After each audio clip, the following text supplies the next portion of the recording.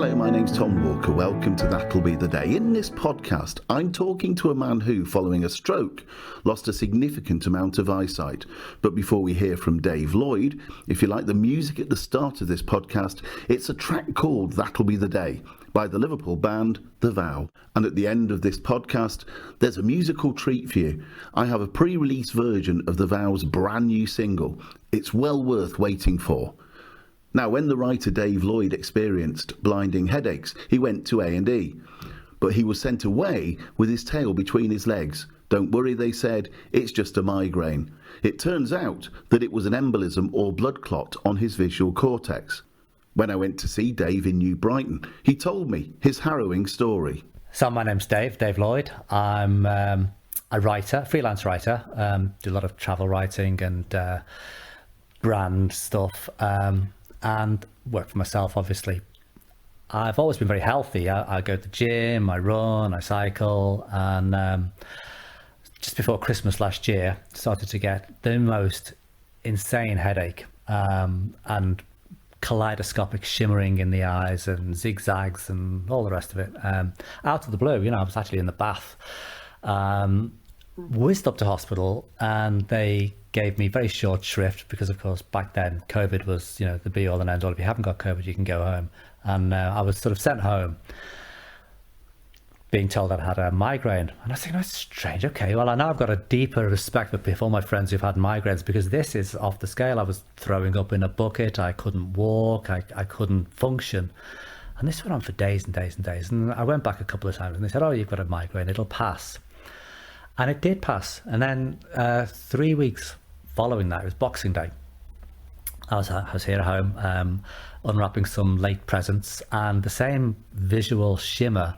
It was quite beautiful, actually. It was like a kaleidoscopic schiller. I think they call it a schiller of hazy light. It looked like sort of an old Top of the Pops filter, a sort of Led Zeppelin playing, and there was all these kind of beautiful moving mirages.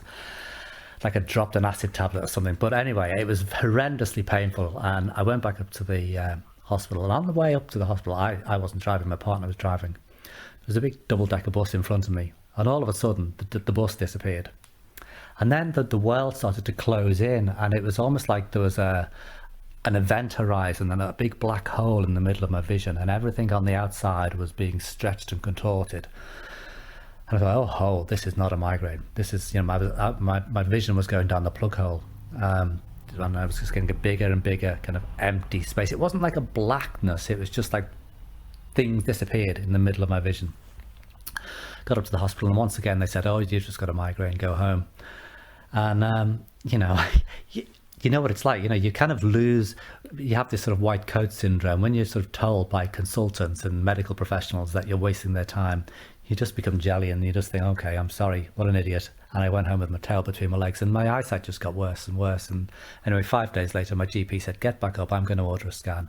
And sure enough, I'd had an embolism, a blood clot in my visual cortex, and it had blown out in 5 points on both sides of my visual cortex. So both my central vision, areas of central vision had gone, and I was just left with a very thin disc of peripheral vision.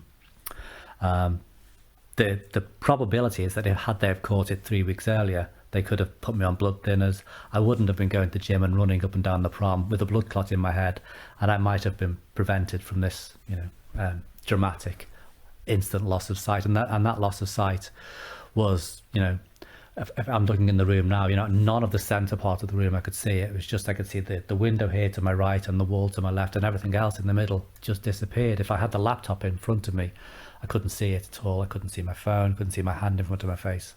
Quite traumatic. It was really traumatic because I felt foolish for not pushing my case harder and stronger to say, hold on, I don't believe this is a migraine. Can you at least give me a scan? I felt like, eyesight is such a precious thing for everyone, but I'm a writer. I use the laptop all day. I couldn't even see my laptop to turn it on, and I just thought, what is this? Is this the new normal for me? Before we continue with the embolism and the effect that had on your life, tell me about your life before that, when you hadn't experienced this really traumatic medical episode. What kind of things did you do on a day-to-day basis? I'm a very active person, so I was going to the gym and I was running. As a writer, I'm a travel writer, although no one was doing much of that last year. But I'm out and about interviewing people. The nature of the job is that you're very sociable. I'm interviewing people just like you are, and I'm very, very much sort of get up and go kind of guy. So obviously it's a cliche to say you take your sight for granted, but I absolutely did, and I never for 1 minute expected. I'm 55 now, so I was very aware of the midlife crises, and so I wanted to keep myself fit and healthy, and I did. But I took my five senses for granted, really. I'm 57, so I know that feeling very well of wanting to remain fit and healthy. In terms of your life before the embolism, had there been any clue, any indication that you might experience something like that, bad headaches, anything like that? No, and the interesting thing is I'm adopted, so not having that kind of crib sheet on what perhaps previous family members suffer from, or what I might be predisposed to, kind of made me more conscious of my health. And it's ironic really that a lot of my adopted family, I'm the one who always hassles them to go to the gym or to lose weight or to eat healthily. Yet I was the one in hospital on New Year's Eve and couldn't see. It just made me realise that there's such a randomness to this sometimes. You'd been healthy, you'd been a travel writer, very active. Did you know anything of disability really before the embolism? I've written about it in the past, and I've spoken to people with various disabilities, but obviously not personally. My previous partner died of a brain tumour, so he eventually lost his sight and lost one by one all of his faculties really. So I cared for him for 6 years, so I saw the devastation that brought about. Yeah, that's very sad, isn't it? It was awful. Yeah, and seeing him lose his vision slowly and again in a similar way actually he lost his vision peripherally. It made me hypersensitive. When I lost mine, I thought, oh, this is alarming. Understandably. When you started then to lose your vision, I was going to say you had a glimpse of what it's like to be visually impaired, but I'll stick with it. What was the experience like? I mean, that must also have been, I've used the word traumatic before, and I'll use it again. Because it was a strange experience, because I didn't have a black spot or a typical blind spot, I just couldn't see what I couldn't see. And it's hard to explain this. No, carry on, don't worry, I understand that. I didn't know what I couldn't see. So I was walking into walls because, as far as I was concerned, the aperture for the door was in front of me, but actually everything had been skewed around. So my eyesight just filled in the blanks. So it was like I was being lied to all the time. And I just couldn't trust myself to navigate, to dress, I never shaved. I couldn't shave. I mean, I'd be, shaving my nose off when I was trying to shave my cheek. I've done that before. So everything was, thank goodness I had a partner who looked after me. The weirdest thing, and this is a whole new aside that is bonkers, and you'll have heard of this, is I had this thing called Charles Bonnet syndrome. I know, I've done podcasts on Charles Bonnet syndrome. Oh my word, incredible. So I didn't know anything about this. A few weeks before my stroke, here's a funny story. You want a funny story?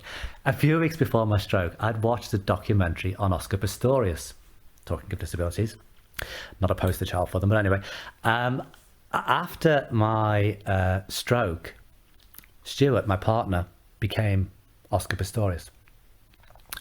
Because the centre of my vision had gone completely, Charles Bonnet syndrome becomes this phenomena whereby your brain fills in the gaps with random selected images from its hard drive. And for many days, Stuart's face was Oscar Pistorius. How does he feel about that?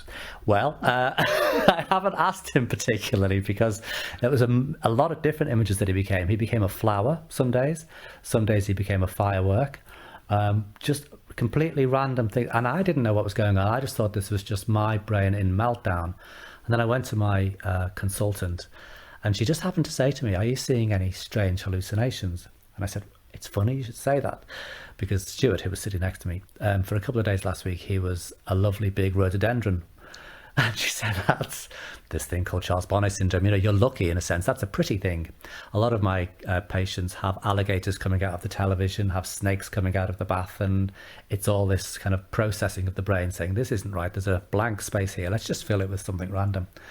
Knowing that made me relax a little bit. And it only lasted for about 2 or 3 weeks. But it was a very strange experience. There's an organisation called Esme's Umbrella, Right. Run by a lady called Judith Potts, who is doing her best to raise awareness of Charles Bonnet syndrome. So maybe we need to put you in contact with her. I think she'd be interested to hear your stories. Yeah, I mean, what was fascinating is that it was only people who family members I was getting strange visualizations in. If I just saw a strange person, my brain didn't bother kind of filling in the blanks with them. And actually what I've also noticed now is that whilst I think my eyesight is better, what I'm noticing is that people I haven't seen for a while, because lockdown is easing, I'm not seeing their faces very clearly. It's almost like my brain has remembered what Stuart, my partner, looks like, and my mum and my dad. So it fills in the blanks of their faces with its stored imagery of them. If I see someone I've not seen for ages, my brain just says, oh, I don't remember what you look like, so there's a blankness there. Presumably, after the stroke, the embolism, you went to the hospital for regular appointments and things. Yeah. What was the prognosis? What did they tell you was likely to happen?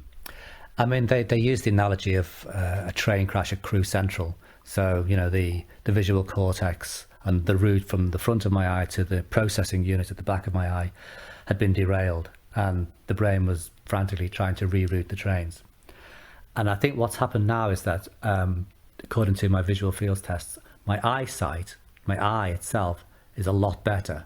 The processing centre, where I take my photographs to be developed, is still sort of catching up.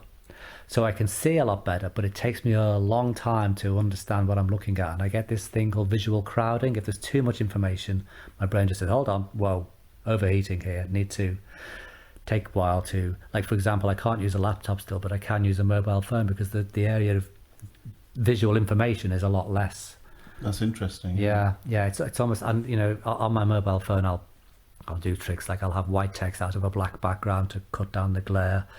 On the laptop, if I ever do use the laptop, I don't have lots of tabs open. I try to keep it really simple because it's, as I say, it's the processing area that's really sort of struggling.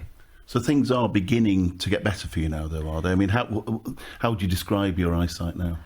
I mean, if looking around the room now, I would say everything looks pretty normal. It's only when I try to focus in on something, like reading is still a struggle. Words jumble, and there's still they're not black spots, but there's still areas where there's no visual information at all. So I have little letterbox covers that I put over the lines to try and keep it simple. But the trouble with central vision loss is wherever you look, that's where your vision loss is. I know there are techniques called eccentric viewing and trying to kind of creep up on words from the side of your eye, from the peripheral vision, but I have not found that very successful. Might be worth you trying speech software like JAWS, which is what I use all the time. I do use that, and I do use the press to read button on when I'm reading stuff on my phone. But because a lot of my work is research and deep research, you know, it's the fun of that has gone really now. The fun of like spending days on Google or in books trying to find information is very, very taxing on the brain. And so what have the doctors said about your eyesight in the longer term? Is it likely, do you think, to fully return, or do you think this is it now for you? I think I had at month 3, I had a real sort of step up in my eyesight, and it got a lot better. But for the past 3 months, it stayed pretty static at about 85%. And they probably say that's as good as it's going to get. So I have to live with just this area of central vision loss. And I've coped fairly well with it, really. I was going to say, how are you coping? Yeah, I'm scanning a lot more. I'm using my eyes differently, and the scanning, which was once kind of a laborious task, just feels a bit more second nature now. How about going out? I mean, here we are in New Brighton. It's quite a busy place these days. We talked about Victoria Road, which is also extremely busy. How would you be navigating, you know, down the Prom or Victoria Road? I wouldn't like to do it on my own. I think people coming at me from all different angles is still quite challenging, and interacting with people who I've not met before it's still quite challenging, and obviously I can't drive, so I like to go for a walk on the beach with the dog, and on my own that's fine, but busy places still are a bit of I'm apprehensive about that. Is that something you think you will get used to eventually? I'm going to have to, it's all early days yet. It's 5 months post-stroke, and they say the first year is just a case of, relaxing so that your brain can get on with the duty of getting better, and also just getting used to this new normal. What about work? I've not really done any work for the past 5 months. I've not been able to. So that's been a struggle. Yeah, that's... I guess during the first part of the lockdown, up until Christmas, work was difficult for you as a travel writer anyway, I suppose. Yeah, I diversified and did lots of other stuff for corporate stuff, and that was fine. And, that's the beauty of writing. You can kind of more or less turn your hand to anything that comes along. And is the plan to return to work at some point? Yeah, very much so, yeah. And my clients, my freelance clients have been fantastic. That's one thing that I can't, has come out of this. The sense of love and support has been amazing. You've had a glimpse, well, more than a glimpse, you're still experiencing it, of disability. What have you made of the way disabled people are treated in this country? What's interesting is that, that there's, I suppose, what you'd call the invisible disabilities, if you like, the people who whose disabilities aren't immediately obvious. And I remember that with my partner, Mark, who had a brain tumour, and, outwardly, if I was walking with him, you wouldn't know that he couldn't see, and he didn't have all his facilities.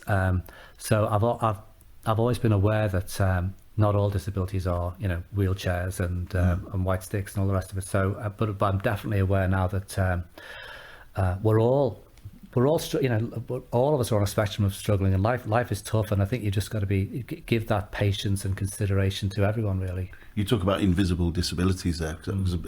I'm told that I don't look especially visually impaired. I don't know if that's true, but I carry a white cane for one reason more than any other, and that's to tell other people Absolutely. That this huge hulk of a man walking towards you might not see you and probably won't see you, and so it's very interesting. I guess you've had time to reflect on this. What do you think needs to change in this country to improve the lives of visually impaired people and people with other disabilities? I think we've all got to just be more mindful in general. I think we're all very much in our own bubbles, and I don't mean COVID bubbles. I think we've all become, with social media, we've all become a little bit more obsessed with me and our needs and our, our view of the world, and we've all become, prisoners of our own echo chambers. And I think we've really got to be a little bit more mindful of the fact that we're all here, we're all struggling, life is tough, and we've all got to just look after and give it could even be, sometimes you find yourself getting impatient. When I used to drive, when there's an old person in the car in front of you, but that old person, the car is their independence, so just be patient, just be more patient and considerate to others. I think is what I've tried to take from this.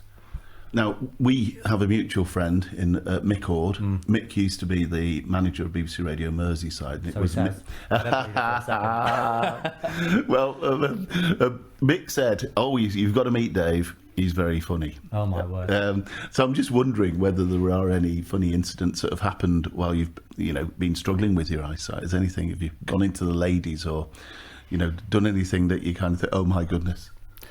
Well, I have tried to go back to the gym, and the gym is a very complicated landscape anyway, with all these machines and weights and... I know, only too well. Do you? Yeah, it's I don't know why we bother, really. It's a disgrace, isn't it, really? But I've picked up the barbell and put the weights on the side, and thought I put the weights on the side. I hadn't put them on properly. I couldn't really see what I was doing, and lifted the barbell up, and weights just kind of flew off in all directions. These flying missiles of 20 kilogram weights and stuff like that.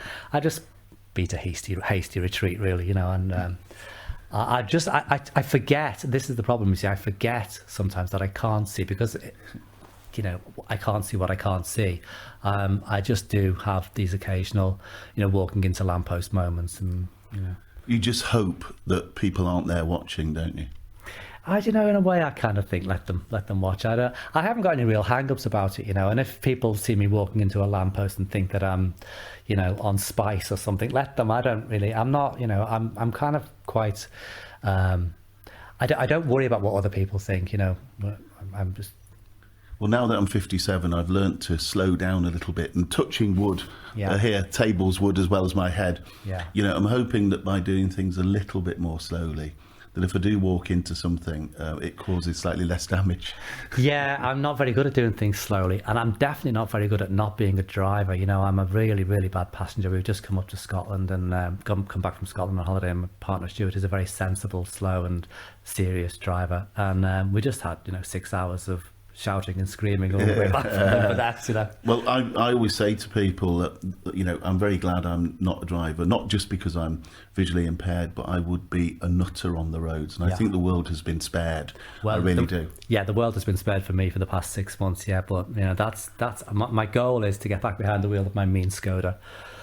Well, touch wood, you're able to do that, and it's great to chat. And thanks. I hope everything sort of gets back to something approximating to normal for you. Anyway, you're able to get back on the laptop and behind the wheel of the car. Well, I'm happy to be here, to be honest with you. Going to the stroke ward and seeing lots of people struggling with a lot deeper and more severe disabilities. I'm grateful to be at least partially sighted and happy. Well, I don't know if this is for me to do it, but can I welcome you to the world of visual impairment? Very happy to be a part of it. Dave Lloyd, thanks very much indeed. And now to the music. The Vow have kindly given me a pre-release version of their brand new single, If Only. It's a great track, and here it is. A lazy mid-morning slumbers into afternoon. Our last day of freedom will end all too soon. A sunny down evening, a day without rain. If only tomorrow could be like today. A sleepless night dawning, heavy heads on pillows teared, aching from longing, communion sincere. You called out my weakness, I led you astray. If only tomorrow could be like today. We were living a teenage dream, though society despised our youth. That isn't the word of God, just my own truth. And only the lonely know where only the lonely go. And that's into oblivion, rewind repetition. One day I'll let the memories go.